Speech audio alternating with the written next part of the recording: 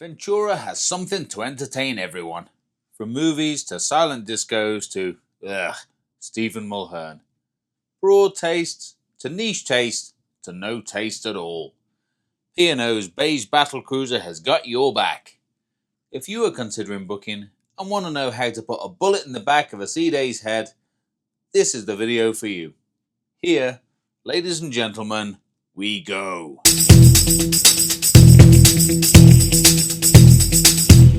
Now, not everyone is content to let P&O take charge of the entertainment, especially after dark. I saw my first one ever out in the wild on Iona, and my second one a month later on Ventura. The pineapple magnet on the door signifies that King Louis is in this cabin. You know, the king of the swingers. And if you want to be, swung, keep your eyes peeled while stalking the corridors. For those of us willing to let P&O do the heavy lifting, the theatre's the real crowd pleaser. Or at least I hope it is. Yes, it's beige. Shut up, man. Of course it is. It's a beige ship from sail to soul. Decor aside, the theatre really is rocking. There's not a pillar, post or tech box in sight. Every one of the 785 seats is the best seat in the house with a perfect view. They are a bit of a pinch, maybe an inch too narrow, but go easy at the buffet and they're fine for 45 minutes or so at a time. The tech has been upgraded during various refits, so the lights and effects are at least decent and the sound is banging.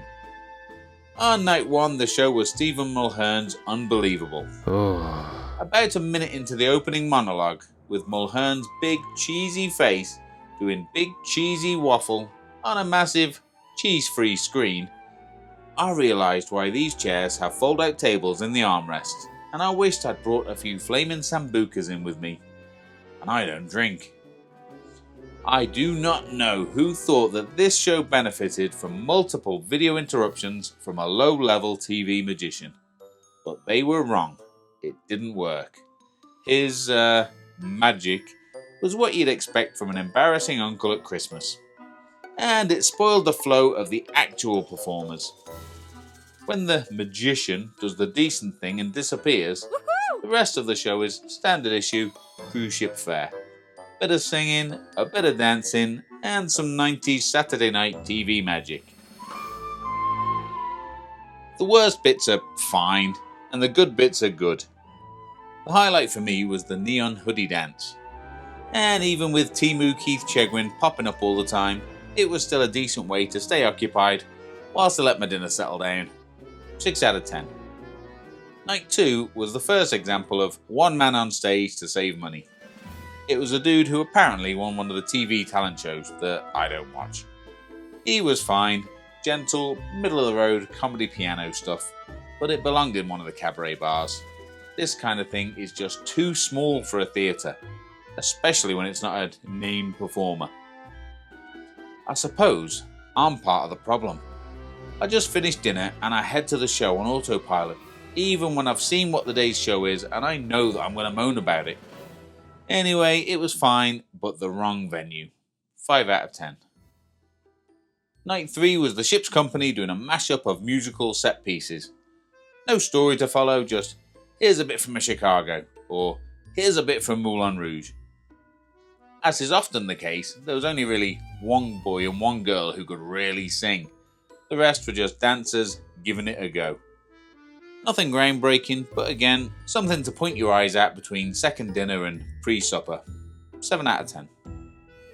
The final night of this short cruise saw me in the theatre twice for 2 separate one-man money saver shows. First up was Jimmy Love as Elton John.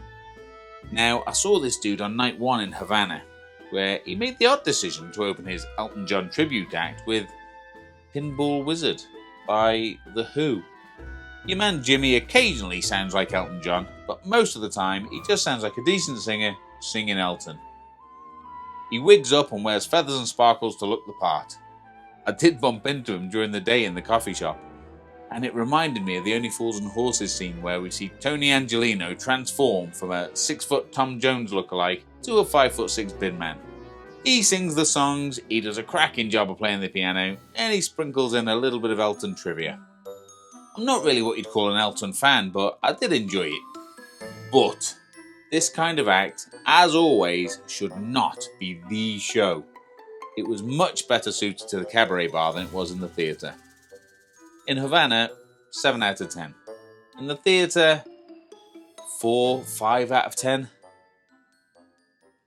The other show that night was a late night comedian called Bennett Aaron. Now, he was a late night comedian, only in that he was a comedian and it was late at night. He was not what you are thinking of when you hear the phrase late night comedian. In fact, if I'm honest, he's not what you're thinking of when you hear the word comedian on its own. It was predictable, old-fashioned, middle of the road, and a bit naff. I did hear a few giggles here and there, but I assume that was from people with the Wi-Fi package watching cat videos on TikTok. 4 out of 10. There's no dedicated cinema on Ventura, but during the day they do stick movies on in the theatre too. I saw a Mission Impossible movie which wasn't what was advertised, but what was I gonna do? Nip next door to the Odeon? The image was a little bit dull and it didn't quite fill the screen, but it was perfectly watchable and the sound was perfect. And what day isn't improved by adding a little bit of Tom Cruise? 8 out of 10. There are also daytime screenings of family movies in Tamarind. It's too bright, it's too quiet, and the films are rubbish. But if you've got kids to keep entertained, it might be for you. There was a decent selection of music on board. Your man Jimmy / Elton did a sterling job in Havana, and it seemed like the rest of the time in there it was either a Spotify playlist or a band called Pulse doing age-appropriate covers. I mean, I say band, I mean a singer and some musicians.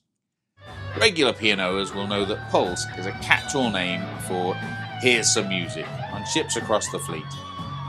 Keeping with the Only Fools theme, Pulse is a bit like Trigger's Brew. This particular Not Really a Band were really good. There's always a resident busker on P&O, and in this cruise I saw him up in Metropolis, which is the jazz bar, where no jazz ever gets played. He was a decent musician and a good singer. It wasn't my favourite, but just because he did a load of songs that I didn't know. You know that feeling you get when Bon Jovi says, "And now on from the new album," and everybody groans. That is even worse when you aren't invested in the dude to begin with. I enjoyed a bit of piano in Tamarind with a coffee a couple of times, and whilst I'm not a lunatic, hence didn't take part in the silent disco, I did swing by to gawp at the spectacle of others enjoying it. Not the best location in the open area in the atrium, but the Looney Tunes involved seem to be enjoying it, so what do I know? There's also a bit of karaoke in Tamarind now and then.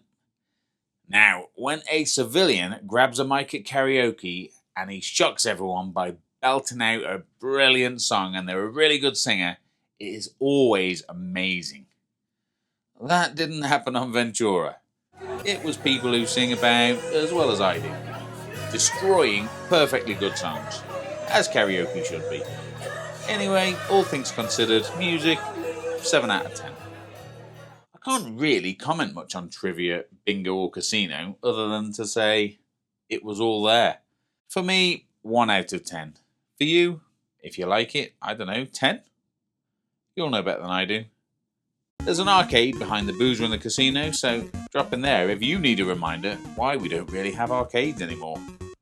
There's obviously shuffleboard and quoits, presumably for decorative purposes only, because nobody ever plays them, do they? And, that's about it. This beige battle cruiser has everything that a classic ship should, and very little that a modern ship does. If you, like me, think that 2008 wasn't long ago, Ventura still is pretty modern, that's because you're the generation that thinks 1990? Yeah, that was about 10 years ago. And the reality that there are now divorced weekend dads who have no idea what the millennium bug is will have you crying into your Ovaltine. This ship is a golden oldie with venues, shows and performers to match. Make of that what you will, but I liked it. Entertainment on Ventura, done.